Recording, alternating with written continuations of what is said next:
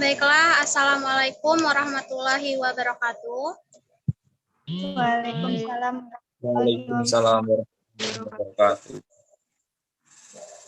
Alhamdulillahirabbil alamin. Assalatu wassalamu ala asrofil anbiya'i wal mursalin wa ala alihi wa ashabihi ajmain amma ba'd. Yang terhormat Bapak Dr. Andes Prapani MPD, yang terhormat Bapak Roy Kembar Habibi SPD MPD, yang terhormat Ibu Dayurika Perdana SPD MPD, dan rekan-rekan yang berbahagia.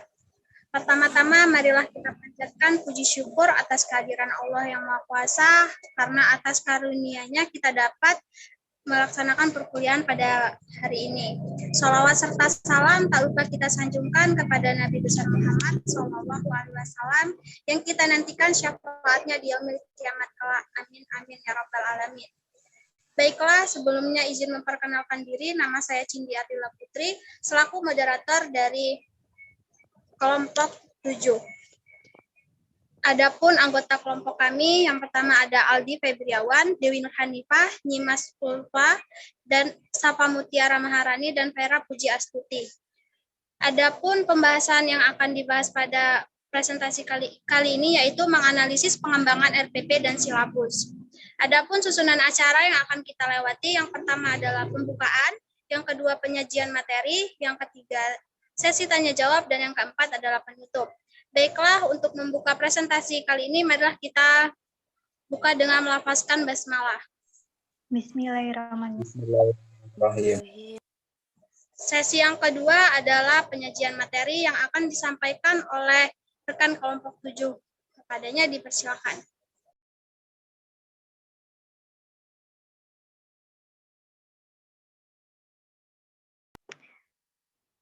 Baiklah, saya ambil alih materi yang pertama yaitu pengertian RPP. Menurut Permendikbud nomor 22 tahun 2016 tentang standar proses rencana pelaksanaan pembelajaran, RPP adalah rencana kegiatan pembelajaran tatap muka untuk satu pertemuan atau lebih. Menurut Kurniasih, dalam Pedoman Umum Pembelajaran Kurikulum 2013 disebutkan bahwa rencana pelaksanaan pembelajaran adalah program perencanaan yang disusun sebagai pedoman pelaksanaan pembelajaran untuk setiap kali pertemuan. RPP adalah rencana yang menggambarkan prosedur atau pengorganisasian pembelajaran untuk mencapai satu kompetensi dasar yang ditetapkan dalam standar isi dan dijabarkan dalam silabus. Materi selanjutnya akan dijelaskan oleh rekan saya.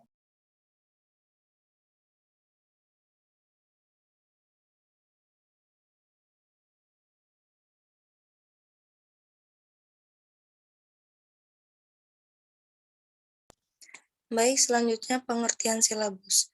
Menurut Kunandar 2011-244, silabus adalah rencana pembelajaran pada suatu dan atau kelompok mata pelajaran tertentu yang mencakup standar kompetensi, kompetensi dasar, materi pokok, atau pembelajaran. Kegiatan pembelajaran, indikator pencapaian, kompetensi pencapaian, penilaian alokasi waktu, dan sumber belajar. Sedangkan menurut Yulaikawati adalah seperangkat rencana serta mengatur pelaksanaan pembelajaran dan penilaian yang disusun secara sistematis, membuat tentang komponen-komponen yang saling berkaitan. Dalam pencapaian penguasaan kompetensi dasar seiring dengan penjelasan tersebut, Trianto 2010-69 menjelaskan, silabus merupakan rancangan pembelajaran pada suatu dan atau pokok kelompok mata pembelajaran atau tema tertentu yang mencakup standar kompetensi. Kompetensi dasar memiliki pokok atau pembelajaran. Kegiatan pembelajaran, indikator pencapaian kompetensi untuk penilaian, alokasi waktu, dan sumber belajar.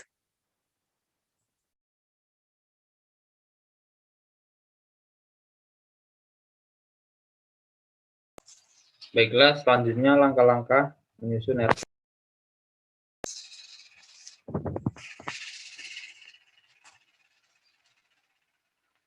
Yang pertama ada menuliskan identitas mata pelajaran.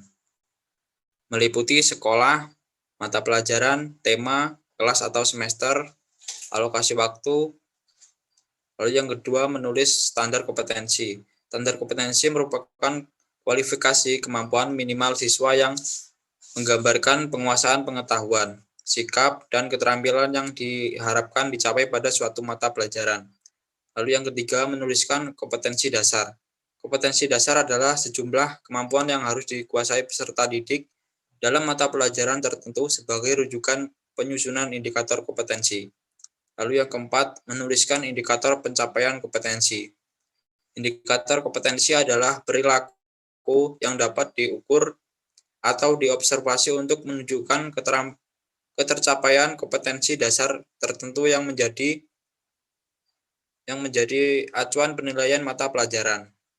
Yang kelima, merumuskan tujuan pembelajaran. Tujuan pembelajaran menggambarkan proses dan hasil belajar yang diharapkan dicapai oleh siswa sesuai dengan kompetensi dasar. Tujuan pembelajaran dibuat berdasarkan SK, KD, dan indikator yang telah ditentukan. Lalu yang keenam, materi ajar. Materi ajar memuat fakta, konsep, prinsip, dan prosedur yang relevan, dan ditulis dalam bentuk peta konsep sesuai dengan rumusan indikator pencapaian kompetensi. Lalu yang ketujuh, alokasi waktu. Alokasi waktu ditentukan sesuai dengan keperluan untuk pencapaian KD dan beban belajar. Lalu yang kedelapan, menentukan metode pembelajaran. Metode pembelajaran digunakan oleh guru untuk mewujudkan suasana belajar dan proses pembelajaran agar siswa mencapai KD atau indikator yang telah diciptakan. Lalu yang kesembilan, penilaian hasil belajar. Prosedur dikaitkan dengan indikator pencapaian, kompetensi, dan mengacu kepada standar penilaian. Lalu yang ke-10, menentukan media, alat, bahan, sumber belajar. Penentuan sumber belajar didasarkan pada SK dan KD, serta materi ajar, kegiatan pembelajaran, dan indikator pencapaian kompetensi. Lalu yang ke-11, merumuskan kegiatan pembelajaran. Yang pertama ada pendahuluan, lalu inti, dan penutup. Selanjutnya,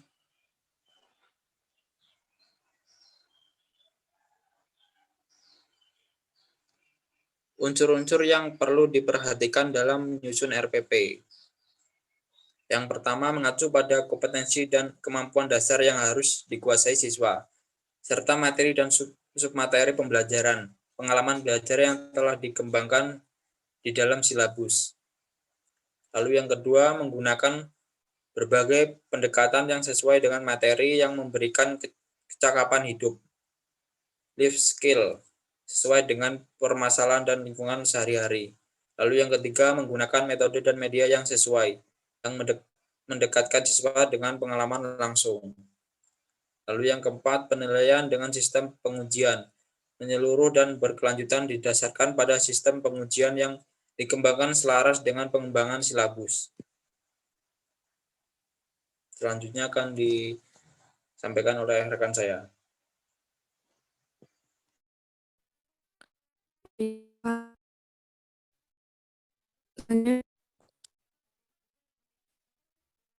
Ada prinsip pengembangan RPP. Menurut Yanto 2010-108, secara umum dalam mengembangkan RPP harus berpedoman pada prinsip pengembangan RPP, yaitu sebagai berikut. Yang pertama, kompetensi yang direncanakan dalam RPP harus jelas, konkret, dan juga dipahami. Yang kedua, yaitu RPP harus sederhana dan fleksibel. Ketiga, RPP itu sifatnya menyeluruh dan jelas pencapaiannya. Keempat, harus koordinasi dengan kompleks.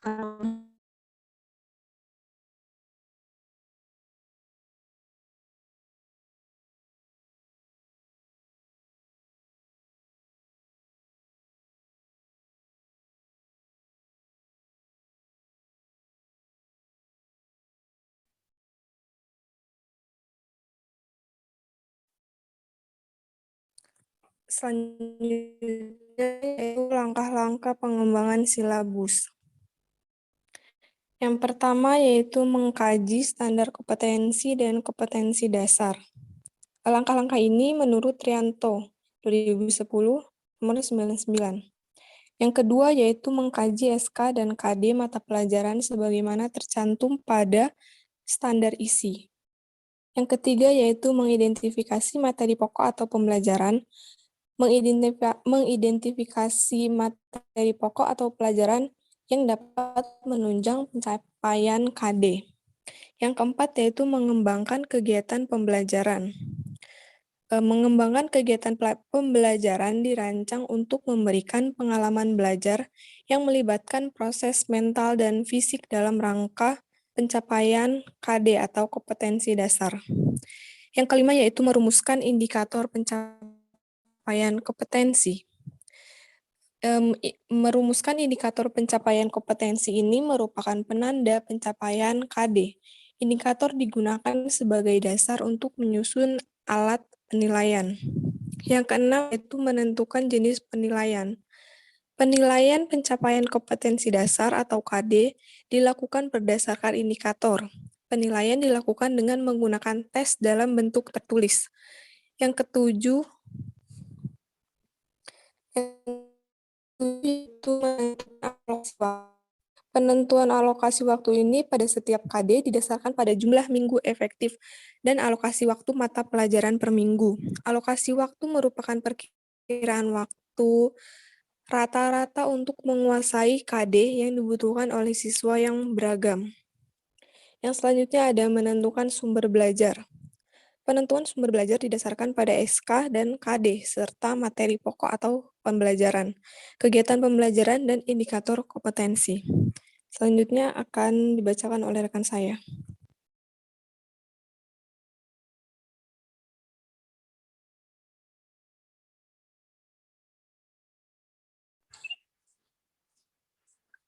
Di sini saya akan menjelaskan tentang isi silabus. Yang pertama ada identitas mata pelajaran, yang kedua identitas sekolah, meliputi nama sekolah, satuan pendidikan, dan kelas. Yang ketiga ada kompetensi inti, yang keempat ada kompetensi dasar, yang kelima ada tema khusus bagi SD, MI, SDLB, dan paket A, dan lain-lain. Yang keenam ada materi pokok, membuat fakta, konsep, prinsip, dan prosedur yang relevan, dan ditulis dalam bentuk butir-butir sesuai dengan rumusan indikator pencapaian kompetensi. Yang ketujuh, pembelajaran, yaitu kegiatan yang dilakukan oleh pendidik dan peserta didik untuk mencapai kompetensi yang diharapkan. Yang ke-8, penilaian, merupakan proses pengumpulan dan pengolahan informasi untuk mencantumkan pencapaian hasil belajar. Yang ke-9 ada alokasi waktu, dan yang 10 ada sumber belajar. Dapat berupa buku, media cetak, dan elektronik, serta alam sekitar atau sumber belajar lain yang relevan.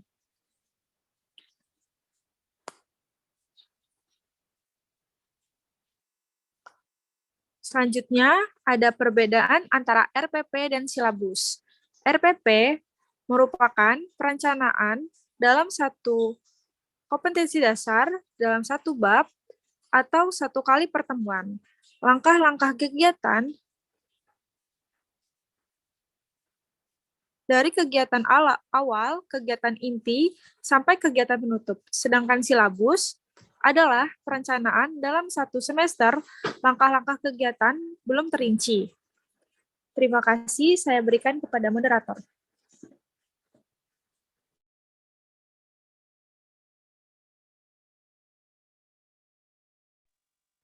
Baiklah, itu tadi presentasi dari kelompok kami. Sesi selanjutnya yaitu sesi tanya jawab yang akan dituliskan di kolom komentar pada YouTube jika ada yang ingin ditanyakan.